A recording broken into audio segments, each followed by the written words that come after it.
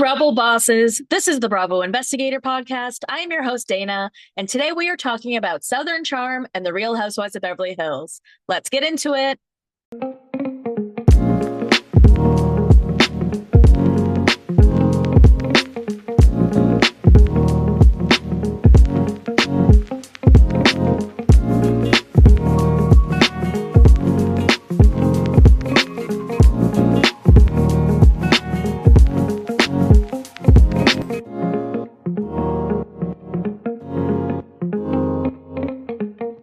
Happy Friday, everyone. I hope everyone had a great week. If it was a short week, I hope it wasn't too long for you, anyways. I know here in Ontario, we had Family Day on Monday, and I know you guys had President's Day.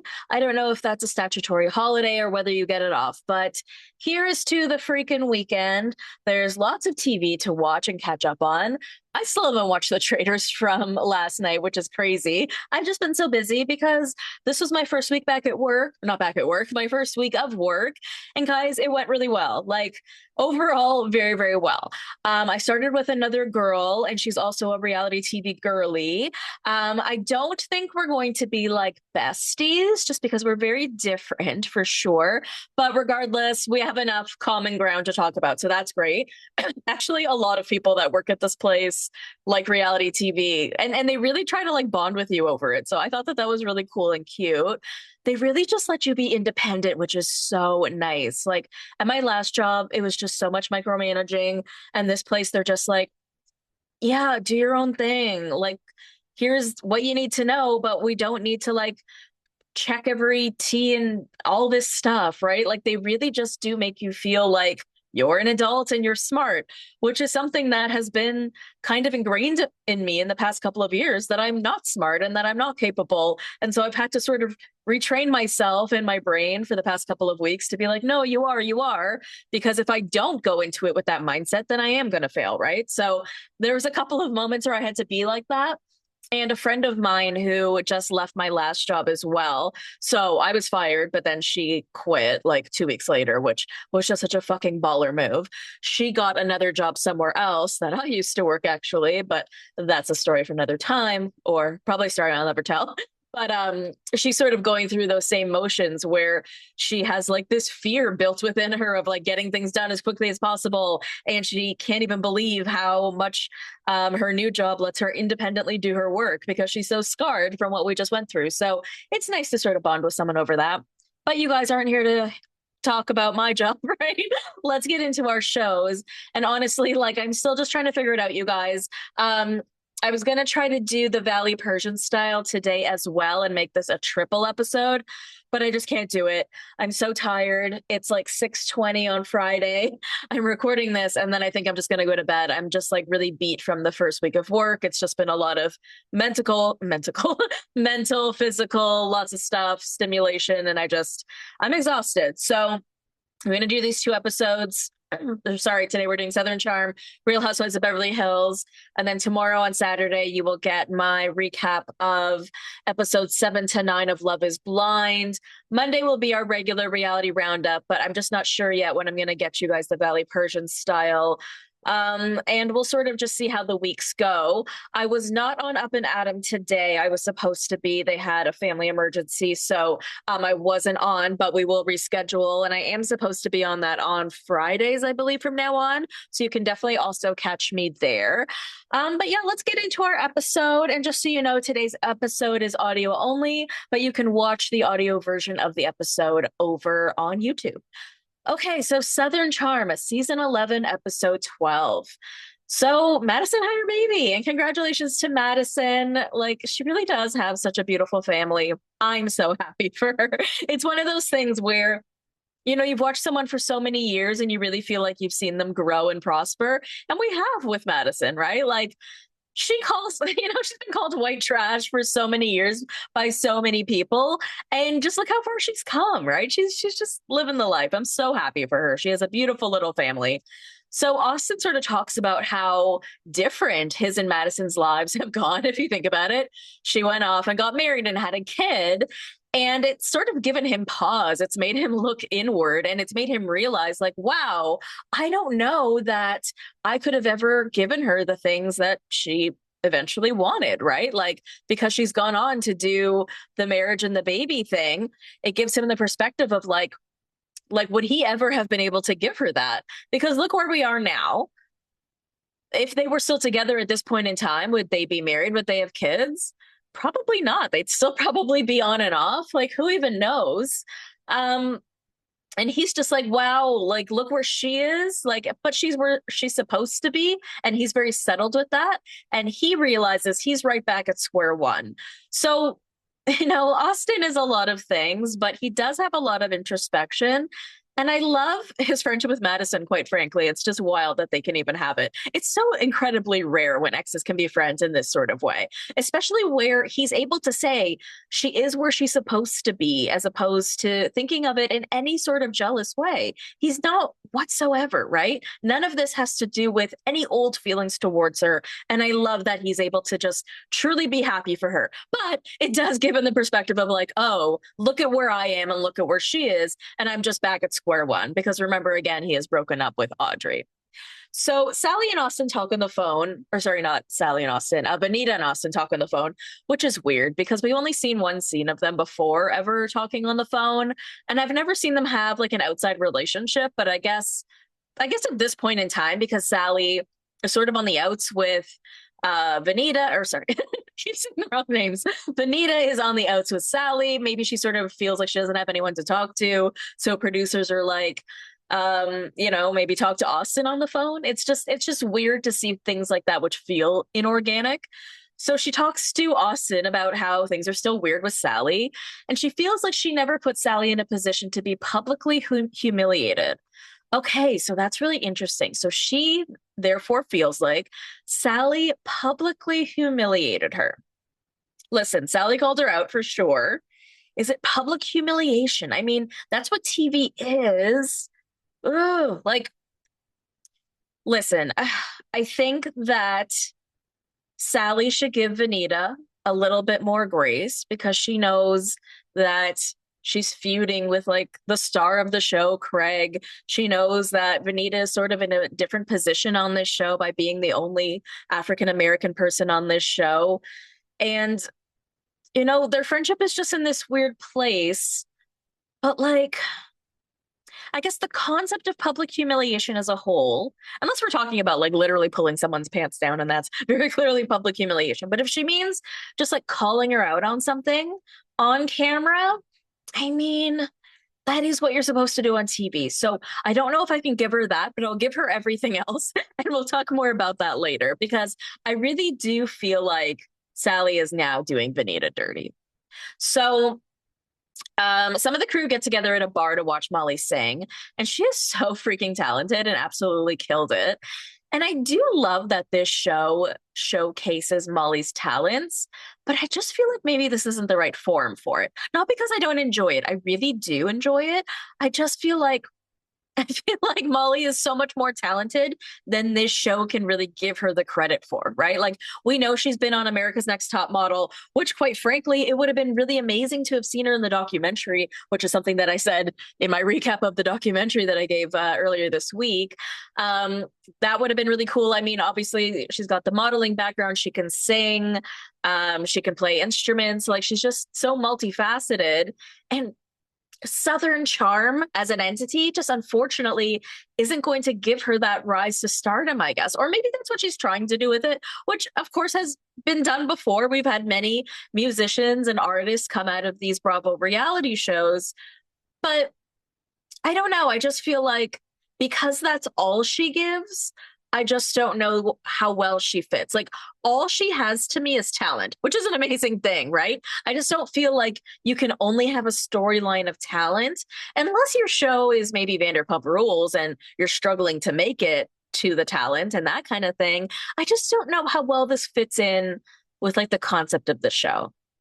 What do you guys think? I'm curious because, again, I'm not saying I don't like it. I do like almost like the interludes of Molly being talented, right? Like getting to see her different performances. That's really cool. But I mean, I feel like these shows kind of go through certain themes, and this just maybe isn't it. So we have Charlie going to Sally's to talk, and these two girls are not in a good place. She tells Sally that she hung out with Craig last night, and they flash to Charlie on a date with Craig. They're out at like a bar, and Charlie's telling him that she sees something serious with him, and he seems like excited about that. So Sally is obviously upset that Charlie did not tell her about this, but Charlie's like, "Well, I was also like trying to figure out those feelings for myself. Like I wasn't quite sure how I felt about him, and I kind of needed a second to figure that out," which totally makes sense. But Sally's like, "No, with any other guy, you would have told me how you're feeling through all the steps of the way." And Charlie's like, "Well, yes, that's true. I totally agree with that." So it's very clear that Charlie is doing something different in this friendship with regards to Craig. Then Sally, or sorry, I don't even know what I wrote here. Oh, sorry. Sally says that her being secretive is like a slight to their friendship. And she tells Charlie that Craig is so manipulative, telling her not to talk about what's going on with them. And Charlie's like, "Okay, but this is what I'm talking about. Like, this is the reason that I'm not talking to you about this because you hate him," right? And it sort of just ends there. And they're kind of still not in a good place about it. And I don't get why Sally doesn't see that what she is doing to Charlie is exactly what Vanita did to her that she couldn't stand. Let Charlie figure it out for herself. What pisses me off is the way that Sally has actually turned out to be the person that everyone said that she was, that I was kind of fighting against. Like, I was riding so hard for this girl, and then she just kind of flipped a switch in one episode and became the exact person that everyone said that she was, that she is chaos, that she is trying to manipulate a situation, that she's trying to cause drama, that she's lying. It's just like not cool. And like, I really feel bad for Charlie because her personality is that of like a fragile little egg, right? I feel so sad for her. She's real friends with Sally. Sally is calling her out about all this stuff on camera. She's trying to navigate a new relationship on camera. I, this isn't for the weak, right? And I like her, but I think I think this is just so hard for her. So we have the crew deciding to go to Mexico as our cast trip, and Sally is just like hitting on Austin hardcore. Now he tells the camera that he has no intention on doing anything with Sally, but that it's very flattering to have someone act like you're the greatest thing. Now we've already seen the previews where they do at least kiss, right? So obviously, and we know in real life that I'm pretty sure they've banged. So come on, Austin. He's also not gonna push her down that hard, you know what I'm saying? So then Charlie and Sally share a room, and Sally's like, "I won't be sleeping here much if everything goes to plan." And it's like, what do you mean goes to plan? Are you actually like planning a whole manipulative like dance to like get Austin into bed during this trip, right? And it's just like, ugh, right? Like he just got out of this relationship, and like, yes, you have absolutely every right to go for him. And go for it, girl, right? But just to already be like setting up things in your head really does go to show what everyone said you were feeling about Craig, where you were creating almost like an entire relationship in your head, or you were making all these plans in your head for things that weren't happening. And then when they didn't turn out the way you wanted, you almost seemed like more aghast about it because you had all of these plans, right? So maybe don't plan, right? See if it happens. Now, Shep accidentally gets Charlie's luggage. So he comes to Sally and Charlie's room to bring it down. And then he assumes that Charlie has his luggage. So Charlie's like, "No, I'm sorry. Like, I didn't get yours." And Sally's like, "Don't tell him that you're sorry. He didn't do any, or you didn't do anything wrong to him." And Charlie tells the camera that, like, anything that has to do with a guy in this friend group, Sally has something to say about it. And yeah, like, what the hell? Like, Sally is becoming very, like, alpha female in this friendship with Charlie. It's happening like slowly and progressively, but like it almost feels like she's taking advantage of how disadvantaged, I guess, Charlie feels in this friendship because she is so scared right now. She's confused about her feelings. She's confused about being on TV. She in general is like this quiet little mouse, and Sally really seems to be taking advantage of that. And I don't love it. I don't love it. So neither does Charlie. And she finally just kind of like sits Sally down to talk to her. And she's like, "Listen, like you're making all of these little digs at Craig for one, right?" And Sally's like, "Yeah, that's what friends do." And then she's like, okay, well, like, I just really feel like I can't tell you how I actually feel about Craig. And Sally's like, I just don't understand how you even have feelings for Craig. And then she's like, this is what I'm talking about. And then she's like, listen, I like Craig. I'm getting to know him. I'm spending time with him. And that's it. This is what's going on. And then Sally's like, I feel like I lost my best friend. And Charlie's like, we can talk about everything else, but I just feel like I need to change the dynamics of this friendship. So Sally agrees not to vent to Charlie about Craig, but things still don't seem great between them. But like, all the power to Charlie for putting Sally in her place, quite honestly, because you can tell that it's not in her character to do that. But I think she needed to do that, one, for the show, but also just for her friendship. She needed to put up this boundary because let her get to know this guy, right? And don't make her feel bad for not telling you every aspect of it, right? At this point, you are acting like you're an ex of his. So fine, if you want to act that way, then she's not going to talk to you about your ex, okay, Sally? She's not going to talk to you about your ex. So move on. But like, to keep trying to figure out why she likes this guy, I don't know, Sally, why did you like this guy? You're not giving a ton of compelling arguments as to why he's now suddenly evil. It's just not a lot of stuff. I'm sorry. There wasn't a lot of stuff. And we know that they're not together in real life, so it really doesn't matter because I'm sure he ruined this for himself anyways, probably by having ChatGPT be too involved in the relationship. So we have Craig and Shep and Austin hanging out at the pool. And Austin tells the guys that he feels kind of bad that he's like even entertaining Sally because Audrey didn't like Sally because of how aggressively Sally would hit on Austin and tell people that she wanted him and stuff. So he feels like it would be a slap in the face to Audrey to get with Sally right after the breakup. Again, such introspection.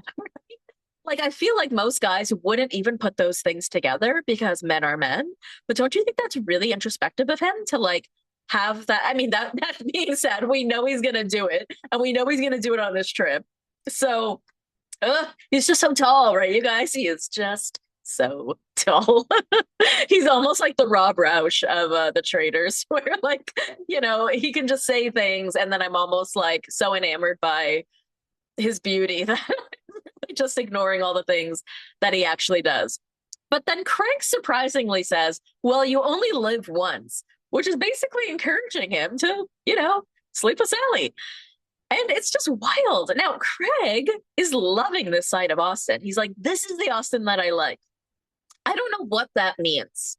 Just being single and sleeping with girls, like that's the Austin you like? Like, I'm confused by each of these guys, Shep, Craig, and Austin, who they each want each other to be. And I think they are all confused about that too, because even Craig will be like, Austin wants me to be a party guy. And then when I'm a party guy, he doesn't like that. So I need them all in therapy and I need to figure out who each of them wants each of each other to be and whether that's even fucking feasible. So Sally and the girls and Rod are hanging out by the pool, and Sally's talking about Austin and how she wants to go there with him. Then she says that all she's ever heard in this friend group is that Audrey wasn't that into Austin, and she wouldn't be upset if they broke up. And everyone's like, where'd you hear that? Like, that's not what we know. That's super weird, right? And yeah, of course, like they were together a year and a half. Of course, she was into the relationship. Now, I think, and you guys correct me if I'm wrong, I think she is saying that Craig said that, but then she kind of makes this whole thing of like, well, I'm not allowed to say anything bad about Craig, implying that that's what Charlie wants her to do. And Charlie's kind of like, oh my God, like that's not what I mean. But I think that that's what she is saying Craig told her. Now, Rod's sort of like, well, we can't just take what any of those boys say at face value. Now, do I think that Craig would have said that? Absolutely. Absolutely, right? He was basically, talking shit on that relationship constantly. So it's very possible. Craig's also a liar. I mean, so there's just like a lot of things here. But yeah, I mean, it's weird.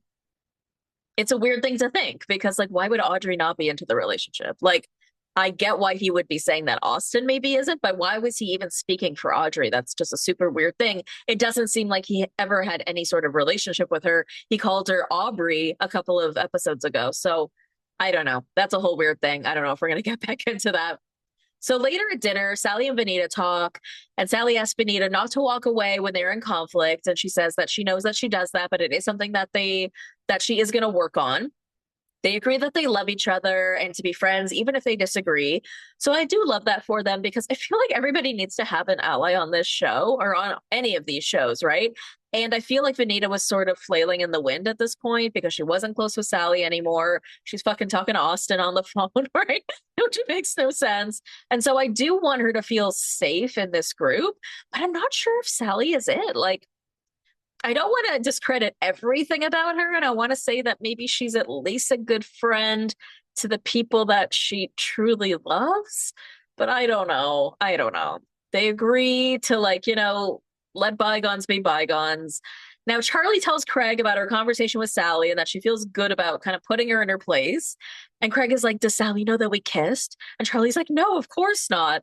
So she does now, I'm sure. And yeah, it's really just weird that they're letting this guy, not her, it's Sally letting this guy come between them when, I mean, Sally, you're just so jealous and it's just so obvious. Now at dinner, the group kind of tries to talk about the topic of Craig and Austin's friendship, which is apparently why we're in Mexico, because we always have to come up with a reason, right? So Shep said that the reason for this trip was to try to get Craig and Austin's friendship back together because he felt really bad about Austin's birthday dinner and how things went there. So we're trying to, like, bridge the topic. But Vanita tries to get into the conversation and she's like, I would like to see Austin stand up for himself in more situations than not, and especially when it comes to Craig. Austin says that he appreciates it, but sometimes he likes to take the easier path out and move on, which is definitely something that we see with Austin. He's very conflict avoidant, which is probably why these contentious issues with him and Craig have lasted for so long. And then Craig very rudely says, you don't know anything about me and Austin's relationship, Vanita. You do not exist in my world and you can fuck off. Wow. Okay. I know he doesn't like her, but like, there's absolutely no reason to go there. She was just being a part of the conversation. Like, I don't really know why he had to be so aggressive in his words with her, in his voice with her, in his tone with her. Like my mouth dropped, right? A lot of people in the scene did too. I was just like, holy shit, right? Like it was very aggressive of him. Like there was no reason because she didn't say anything awful. She just said she wants to see Austin stand up for himself more. And even if she is taking Austin's side, so people can take other people's side. He doesn't need to be so. And it was very demeaning too, the way he said it, saying that she doesn't exist. What, like she's invisible? Like that was just, I know you don't like her, but like that was too much. To me, that was too far. And I feel like that's the thing about Craig. He frequently goes too far. I mean, we already had him a few times this season, just like losing his shit. First at that party where he lost his shit on Austin for basically nothing. Then later on about Sally. Now this, and if it has anything to do with alcohol, then maybe that was the reason that Paige wanted him to scale back on alcohol before anyways. And maybe that's why he's still doing it now. But I feel like we need to stop kind of acting like this is Craig. But like these outbursts and the way that he speaks to people sometimes is just like unfounded, not okay. And he owes her an apology, quite frankly. Okay, let's take a quick break and then we'll come back for The Real Housewives of Beverly Hills, season 15, episode 10. All right, so here we are back in The Real Housewives of Beverly Hills. This episode was a little bit better. I am going to issue a trigger warning because we will be talking about domestic violence. We did get a lot of, really sad stories in this episode, which we will get to. But I guess we'll just start with the whole concept of Real Housewives of Beverly Hills as it stands. It's just weird because we get a lot of Amanda in this episode. We don't like her, right? But I feel like we need her. I feel like she is the thing uniting everybody else. I feel like she is what everyone is talking about. And how sad is that? Because we don't want her back for a second season. We absolutely don't. But then what are we going to do then? Who do we even want back for next season, you guys? Like, definitely Rachel Zoe. She is amazing. Honestly, I still find Erica somewhat interesting. Like last season, we were just talking about decorating her place, and that was boring AF. But like now she's dating a guy. Apparently, she's got some more lawsuits that we can still talk about. Kyle isn't giving me anything anymore, right? and I'm not really going to get into it because it wasn't really relevant for our breakdown. But at one point in the episode, Rachel Zoe says that, like, I want to see the Kyle that everybody talks about, the one that does the splits and everything. And it's like, oh my God, like, that was when Kyle was enjoying life. I haven't seen Kyle enjoy life in years at this point. And because she hasn't been enjoying life, and I feel sad to say that, right? It's like boring, but like, yeah, for reality TV, that is boring. For a while, she was trying to figure out her marriage, figure out her life, had to be secretive for a relationship, had to be secretive for her family, this, that, whatever. I'm bored by you. Sutton, I don't know. She's trying too hard. Dorit, she's giving. I'm sorry, but she is. Bose, I like Bose. She really does push storyline along. Who else do we even have on this show? Sorry if I missed anyone, but I can't quite recall. Anyway, so Amanda's talking to her husband, Eddie, because she has no friends, about her manifestation dinner that she had with the ladies and how she thought it would be an opportunity for the ladies to get to know more about her, but they didn't take her seriously. Well, duh, Amanda, they don't like you and they think that your entire manifestation thing is garbage, right? But I guess she's so not used to people who look at her that way. She is used to like this cult following that she has of people who buy her courses and think she's the bee's knees, right? But these ladies are just kind of not impressed by whatever it is that she's doing. So she says that she didn't feel like she had that much of an opinion on Dorit's marriage and that it didn't warrant the level of scrutiny that the women gave her. Honestly, you guys, I'll give her that. I will give her that, okay? Like, it is her job on this show to have an opinion. Yes, she gave an opinion on the Dorit thing, but like, I really don't think she was giving like this hard and fast opinion. Sorry, that's just my opinion. And I do think that they are giving her this level of scrutiny because they don't like her. Like, that's where I think that this is totally coming from. Then Eddie says that maybe they are just jealous of her because she's younger. And then Amanda says, because I'm young and successful and I'm not financially dependent on a man, and she outsourced her financial well-being to a man and it didn't go well. now this is just like, whoa, whoa. I should have watched the after show just to see how Dorit reacted to that, quite frankly, because I can't even imagine. I feel like Dorit would have lost her fucking mind. Like, Jesus Christ, that's, you know, if at this point Amanda is speaking that way about Dorit, I don't think those two are ever going to be able to come back together. And I feel like it was harsh, honestly, not just because I don't like Amanda. I just feel like that was really harsh. So we have Bose and Sutton meeting up for a walk, and they're talking about Amanda. And they make fun of how she told them like how many bathrooms and bedrooms were in her house when like they already know it was Kyle's house. So Bose tells the camera that it seems like Amanda wants the ladies to know she's come up from humble beginnings, and that's great because a lot of people have.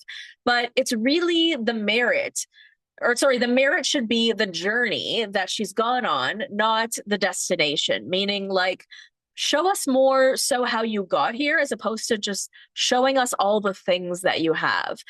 And you know, it's that whole concept of like money talks, wealth whispers, right? And how it's just very off-putting to people.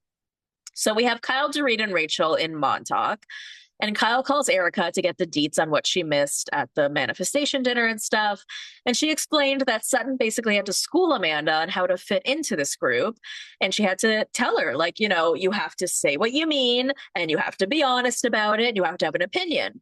And it's like at this point, they're not even sugarcoating that they are talking about the show. Like, we're just very clearly talking about the show. So Kyle kind of defends Amanda, saying, well, like, you guys, you know, you tell her she has to have an opinion, but if she has an opinion, you tell her that she has no right. So, you know, I do think you guys are being kind of hard on her. And listen, they are, right? They are. But we're okay with it because we don't like Amanda, right?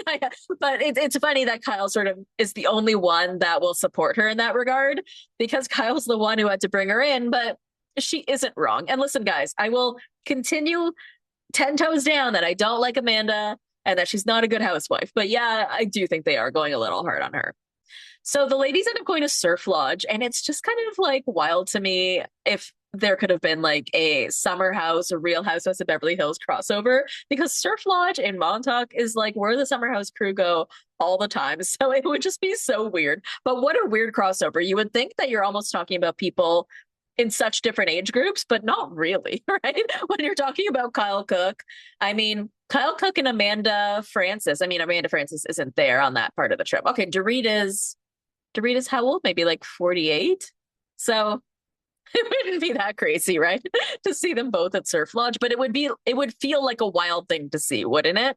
It would feel like you're looking at two completely different worlds crossing paths. So then we have this scene with Bose talking to her daughter about her fertility and the problems with the eggs. And basically, she says that she's going to keep going and trying and fighting until she can't anymore. I don't want to keep getting into this because I just keep having the same opinion and I'll continue to have the same opinion. I feel really sad for Bose. I feel sad that Keely is making her go through this journey with her body when she has had such traumatic pregnancies before.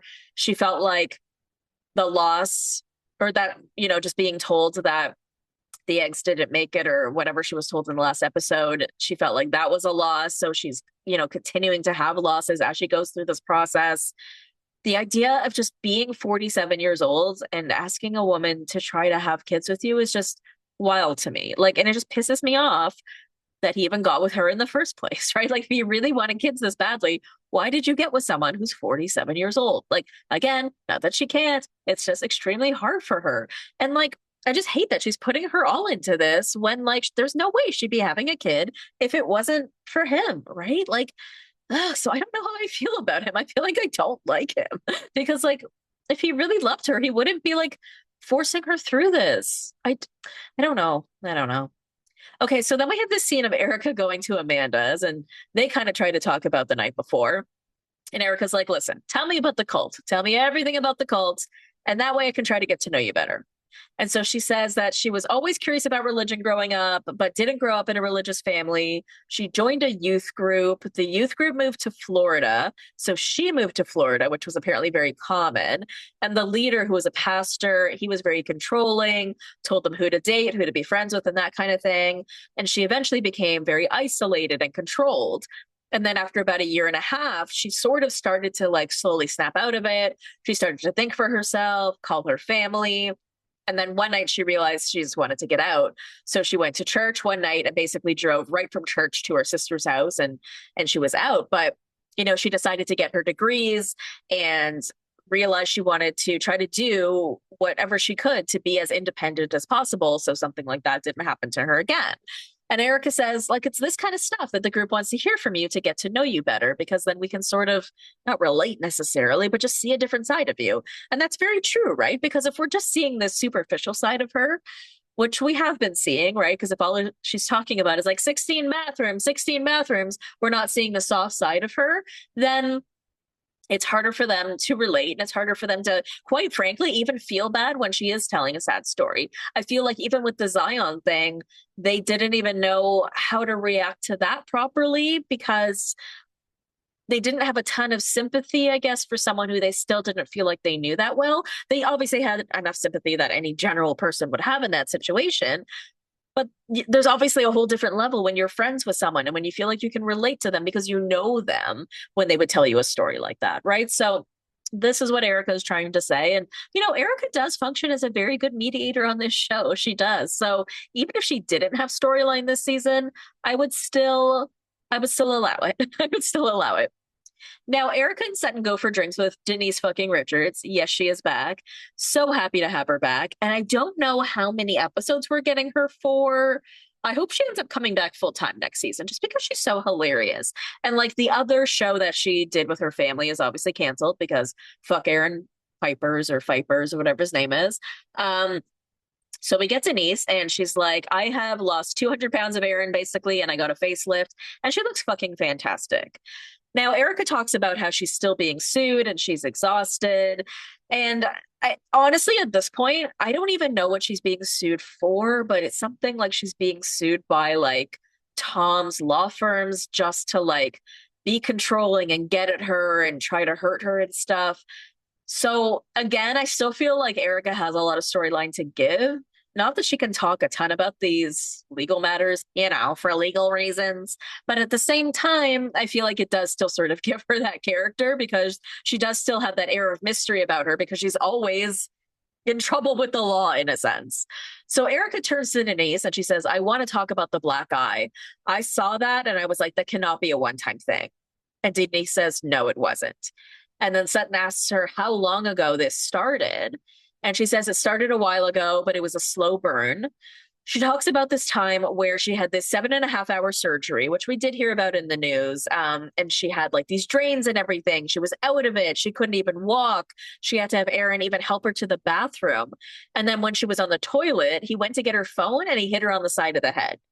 Now her drain fell. She started crying and she knew that there was no hope to salvage the marriage, but she was still going through her surgeries. She was supposed to get a second surgery. She was considering rescheduling it just because she wanted to get out of the marriage, but she needed like the help. And then on July 4th weekend, which is when everything sort of went down, and that's when we all found out in the news, he hit her post-op with a facelift, and she had to file a restraining order against him and get a divorce. So I just want to say that I'm very impressed with Denise for being so forthcoming with the audience about this. She doesn't waver, and I'm not saying that that would even be a bad thing. I'm just so appreciative of the strength that she was able to do this with. You know, she just tells her story point blank, flat out. And that is very difficult for people to do. This is someone that she loved.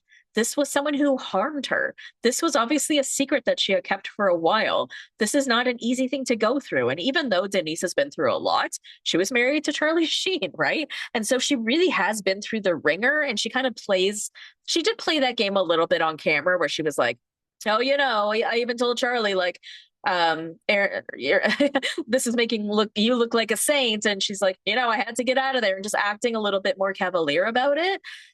Obviously, this was probably one of the most difficult things that she's ever gone through in her life. So to be able to go to the media, to be able to really speak about what this person did to you takes a great amount of strength, because he has repeatedly called her a liar in the media, in court, absolutely everywhere. And so, you know, to be beaten down in that way is, you know, extremely disheartening, again, by someone that you used to love. And he's trying to paint you out to be this druggie, this alcoholic, this hoarder, this mess, all of this stuff. And all you're trying to do is move on with your life and be able to get better and to be able to, you know, yeah, live your life again and start over. And they're just trying to drag that down. So to be able to come forward and just say, this is what happened to me, point blank, bravo, Denise fucking Richards. Like, I really have to give her that. It's extremely difficult. Now, then we get Erica telling us that she apparently went through this too. She said that this was not with any of her boyfriends, or sorry, not any of her husbands. And this is not with her current boyfriend, but it was a recent boyfriend. And she said that no one knows about it. So she's telling us about it on camera for the first time. Sutton and Denise are finding out about it for the first time. And she explains to the camera that this relationship wasn't supposed to be very serious. It started out as just fun. And then several months after she met him, it turned into chaos. So she says after it happened the first time, she was like incredibly calm. And then it happened a second time, and then a third time. And on the third time, she's like, I have to get out of here. And she talks about how she felt so much shame to be the mother of a police officer and have to call 911, and then also have to call her son and be like, hey, I have to tell you about this because otherwise you're going to find out about it from like your friends or whatever. And you see Sutton just staring at her so dumbfounded. And it's because you look at someone like Erica and you think, she is so strong. She is so fierce. How could something like this happen to her? And this is just a perfect example. It can happen to anyone. It can happen to the strongest of women. They beat you down very, very slowly. They control you very, very slowly. They tell you it's never going to happen again. They say it was an accident. They say they were drunk. They say all these things. And you want to be understanding. You want to be forgiving. You just get confused. And at this point, you also have very, very strong feelings for this person. And because of that, you want to forgive them and you find it confusing. It doesn't matter how strong you are. It doesn't matter how fierce you are. None of those things matter when you're put into a situation like this. And like I said, it can just happen to anyone. So I really want to applaud both of these women for speaking about this. It is no easy feat, especially when Sometimes those people come back at you in the media and try to fight you on it and try to fight your validity and try to quote your past and do all of these horrible things to try to tear down your credibility when all you're trying to do is tell your truth and tell your story. And so we believe you and we appreciate you. So thank you guys for listening to the episode today. I will be back tomorrow with Love is Blind. Until then, follow me on Instagram, TikTok, and Threads at The Bravo Investigator. Join the Facebook group, subscribe to the YouTube channel, and subscribe to the Patreon, which is patreon.com/The Bravo Investigator Podcast. I love you, BBs. I will see you next time. Thank you for listening to the Bravo Investigator Podcast. For more content, head over to patreon.com/The Bravo Investigator Podcast. Follow me on Instagram, TikTok, and Threads at The Bravo Investigator. If you enjoyed the show, leave a 5-star review. Love you, BB. See you next time.